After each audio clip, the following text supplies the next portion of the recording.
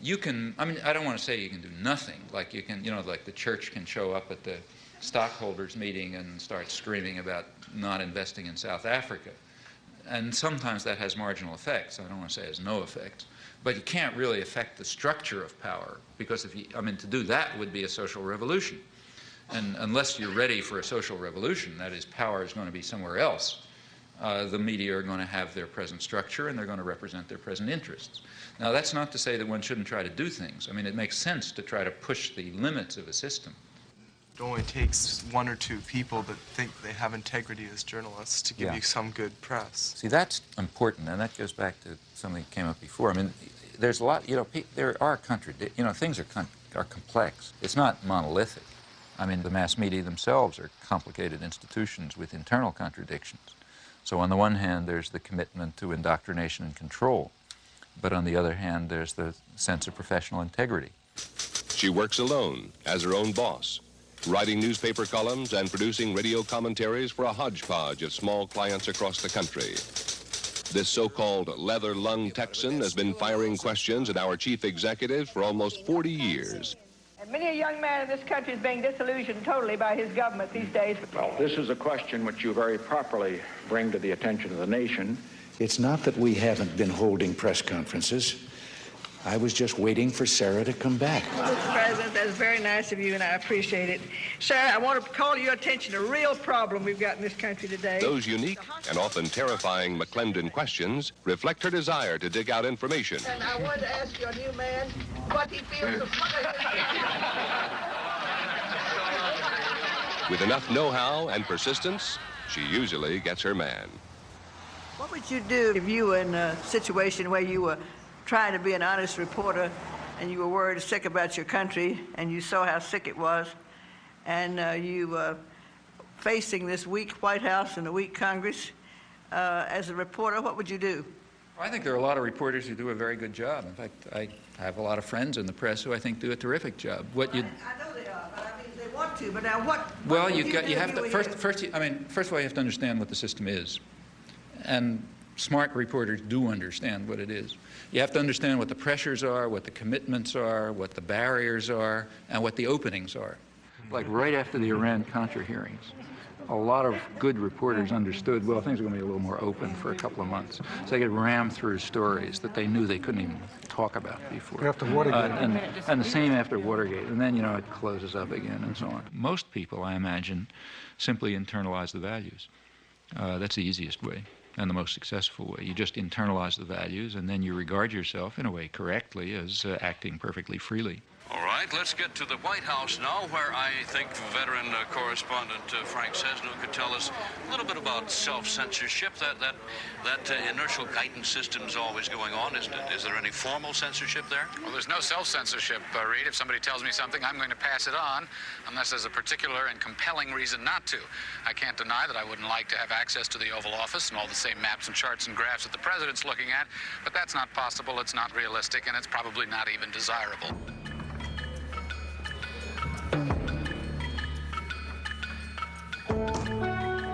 Hello.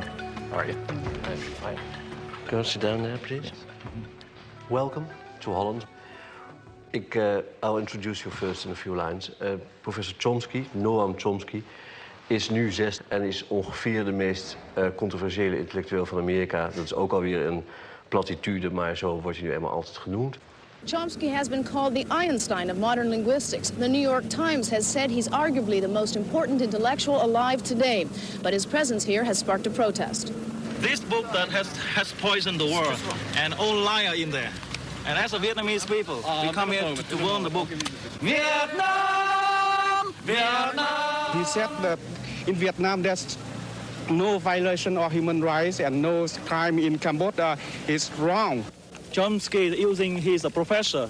He's using that to poison the world. And we come here to protest that. I don't mind the denunciations, frankly. I mind the lies. Well, I mean, intellectuals are very good at lying. They're professionals at it. Wonderful technique. There's no way of responding to it.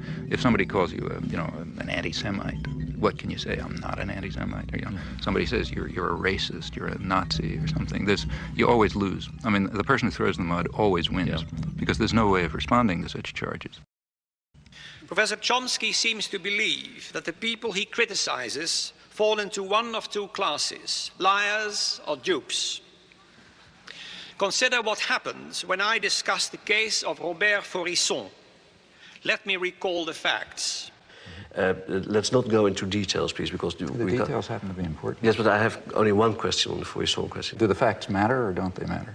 Of course they do. Well, let me tell you what the facts are then. Faurisson says that the massacre of the Jews in the Holocaust is a historic lie. No, this is an important one. It has a lot to do with the topic. Your views are extremely controversial, and perhaps one of the things that has been most controversial and that you've been most strongly criticized for was your defense of a French intellectual who was suspended from his university post for contending that there were no Nazi death camps in World War II. My name is Robert Faurisson. I am 60. I am university professor in Lyon, France. Behind me, you may see the courthouse of Paris, the Palais de Justice. In this place, I was convicted many times at the beginning of the 80s. I was charged by 9 associations, mostly Jewish associations, for inciting hatred, racial hatred, for racial defamation, for damage by falsifying a story. Professor Chomsky and a number of other intellectuals signed a petition in which Faurisson is called a respected professor of literature who merely tried to make his findings public. Perhaps we can start with just the story of Robert Faurisson and your involvement. More than 500 people signed, maybe 600, mostly universitaires, scholars. And what happened to the other 499 of them? How come we only hear about Chomsky's signature? Well, I think it's because Chomsky is in himself a kind of political power. I signed a petition calling on the tribunal to defend his civil rights. At that point, the French press, which apparently has no conception of freedom of speech, concluded that since I had called for his civil rights, I was therefore defending his theses. Faurisson then published a book in which he tried to prove that the Nazi gas chambers never existed. What we deny is that there was an extermination program and an extermination actually, especially in gas chambers or gas vans. The book contains a preface written by Professor Chomsky in which he calls Faurisson a relatively apolitical sort of liberal. A communist is a man, a Jew is a man, a Nazi is a man, I am a man. Are you a Nazi? I am not a Nazi. How would you describe yourself politically? Nothing. The preface that you wrote, whether you retracted it. That's not the preface that I wrote because I never wrote a preface, and you know that I never wrote a preface. Yeah, we done that. He's referring to a statement of mine on civil liberties, which was added to a book in which Faurisson, excuse me. Yes, I use the language you use has meaning. That's right, and the language I use. As a political liberal, or as someone whose views can be dignified by the word findings or conclusions, that is a judgment, and that is a favorable judgment of his views. On the contrary. Can I continue with the facts? Yes, you can continue with the facts for hours, but I mean, but there are a few facts that, yeah, okay. Let's get to the so-called preface. I was then asked by the person who organized the petition to write a statement on freedom of speech, just banal comments about freedom of speech, pointing out the difference between defending a person's right to express his views and defending the views expressed. So I did that. I wrote a rather banal statement called Some Elementary Remarks on Freedom of Expression, and I told him, do what you like with it. So Pierre produced a book which all the arguments of Faurisson were to be put in front of the court. And we thought wise to use the text of Noam Chomsky as a kind of warning, a foreword, to say that it was a matter of freedom of expression, freedom of thought, freedom of research.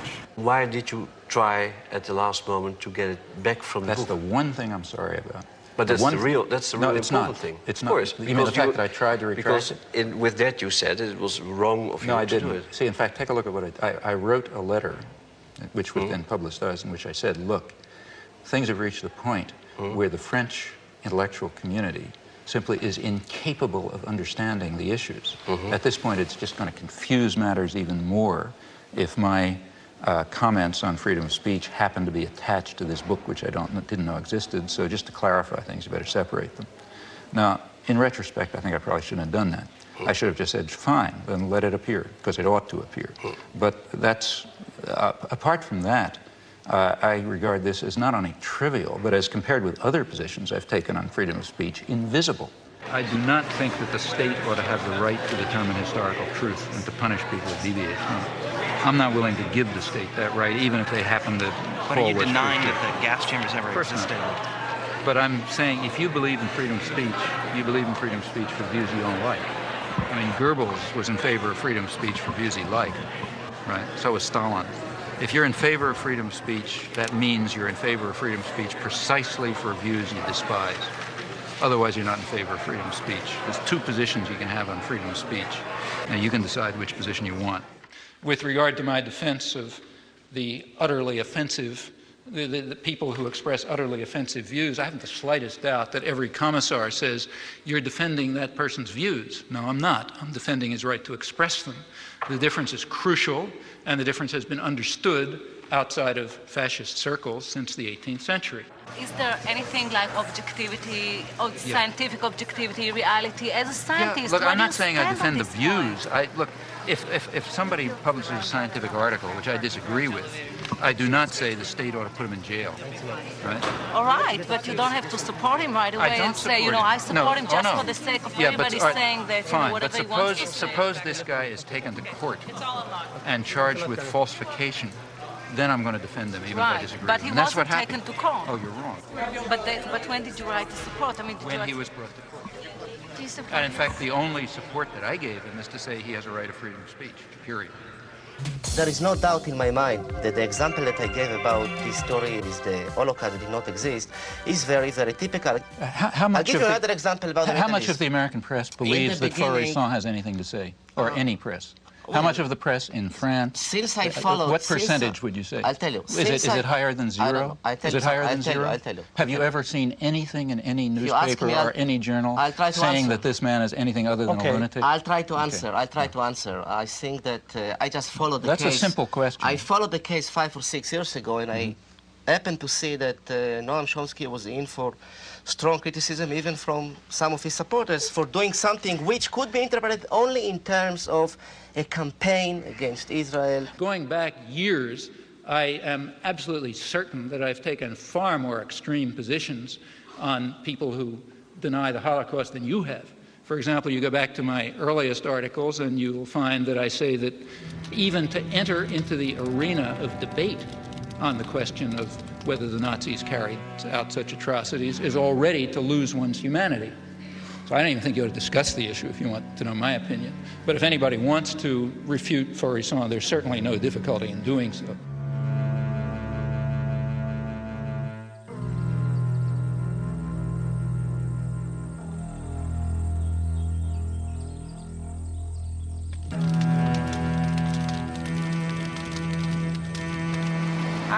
I'm not interested in freedom of speech and all that. I have to win, and that's the question. And I shall win.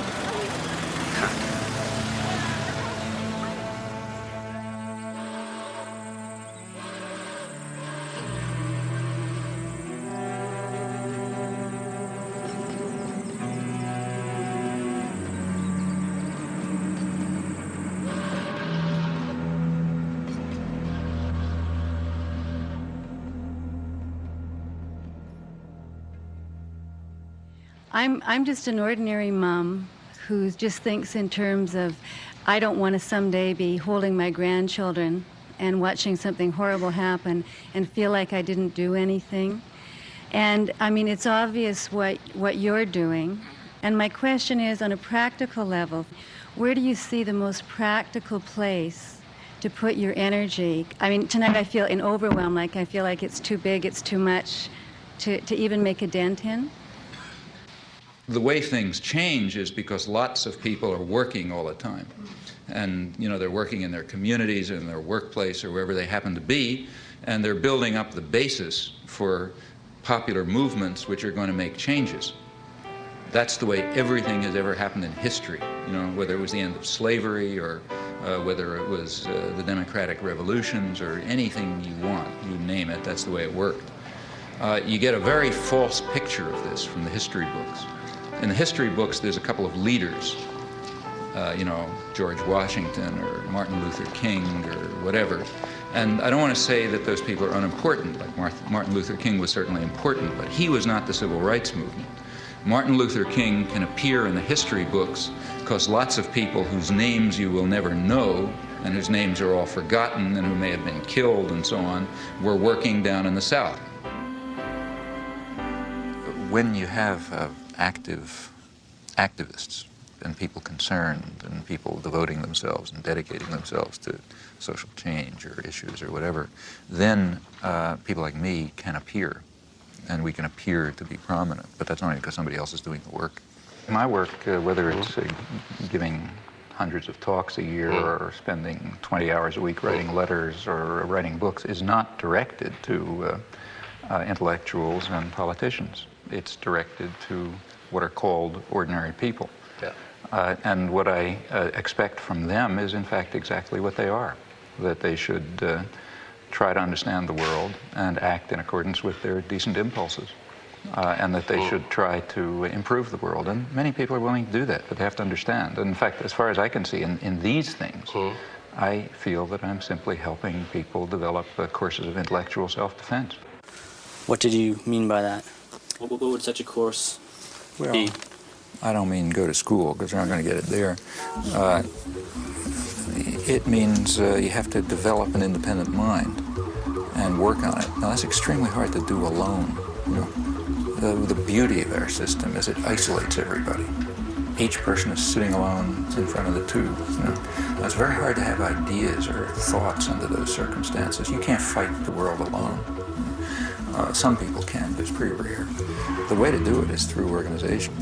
So courses of intellectual self-defense will have to be in the context of political and other organization. And it makes sense, I think, to look at what the institutions are trying to do and to take that almost as a key. What they're trying to do is what we're trying to combat. If they're trying to keep people isolated and separate and and so on, well, we're trying to do the opposite. We're trying to bring them together. So in your local community, you want to have sources of alternative action. People with parallel concerns, maybe differently focused, but at the core, sort of similar values and a similar interest in helping people learn how to defend themselves against external power and taking control of their lives and, you know, reaching out your hand to people who need it. That's a common array of concerns. You can learn about your own values and you can figure out how to defend yourself and so on in conjunction with others. Are there one or two publications that I, as an average person, a biologist, can read to bypass this filter of our press? Now, if you ask what media can I turn to get the right answers, first of all, I wouldn't tell you that because I don't think there's an answer. The right answers are what you decide are the right answers. Maybe everything I'm telling is wrong, okay? Could perfectly well be, I'm not God, but that's something for you to figure out. I mean, I could tell you what I think happens to be more or less right, but there isn't any reason why you should pay any attention to it. What impact do you feel alternative media is currently having or could potentially have? I'm actually a little more interested in its potential. And just to define my terms, by alternative media, I'm referring to media that are or could be citizen-controlled as opposed to state or corporate control. You know, that's what's kept people together. To the extent that people are able to do something constructive, it's because they have some way of interacting. I mean, I've always felt it would be a very positive thing, and it should be pushed as far as it can go. I think it's going to have a very hard time. There's just such a concentration of resources and power that alternative media, while extremely important, are going to have quite a battle. It's true there are things which are small successes, but it's because people have just been willing to put in incredible effort. Like, say, take Z Magazine. I mean, that's a national magazine which literally has a staff of 2 and no resources. Tell us a little about Z Magazine, what it is and what makes it different. Go ahead. Go ahead. Thank you. We just wanted to do a magazine that would address all the sides of political life: economics, race, gender, authority, political relations. And we wanted to do it in a way that would incorporate an attention to how to not only understand what's going on, but how to make things better, what to aim toward, and to provide at the same time humor, culture, a kind of a magazine that people could relate to and could get a lot out of and could participate in. And what we wanted to do, which we didn't think was provided by the existing magazines, was to give it a real activist slant so that it could be very useful to the variety of movements in the country.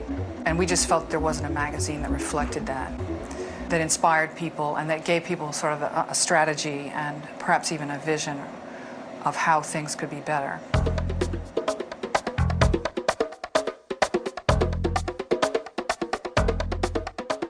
South End Press has sort of made it. That is, they're surviving. It's a small collective, again, with no resources, and they put out a lot of books, including quite a lot of good books. But for a South End book to get reviewed is almost impossible. Editorially and business-wise, we make decisions based on politics that no corporate publisher can really advocate because of their ties to corporate America. We can solicit manuscripts based on what we feel is the relevance for the movement, and we can make our business decisions based on whether we feel people can afford our books, whether we feel that a book might not make that much money, but it needs to be out there, and maybe there's 1,000 people who would buy it. And those are criteria that we feel are very precious in this day of corporate mergers. Well, and likewise our structure about sharing work and continuing our training process as long as we're at the press. There are losses there in terms of productivity, but in terms of empowerment, all of us are then able to say, my perspective is different from yours, then all of our intelligence gets used in making those decisions, and not just whoever happens to have done it the longest, whoever happens to have graduated from the best schools in order to be the best editor, making all the decisions and only using his or her intelligence. Listener-supported radio in the United States has undergone a remarkable growth in the last decade. It's perhaps the fastest growing alternative media. There are many reasons for this. First and foremost is that it's enormously economical, and it reaches communities that have not been served by community radio before. And in Boulder in particular, we see with someone like Noam Chomsky, who's been there, I believe, 3 times in the last 6 years, he has a tremendous audience, and KGNU is partly responsible for that because we play his tapes on a regular basis, we play his lectures and his interviews. So when he does come to Boulder and people hear what he has to say, they're able to tune in. It's not something exotic or esoteric that he's talking about. It's material that they're very familiar with, and he's noted this.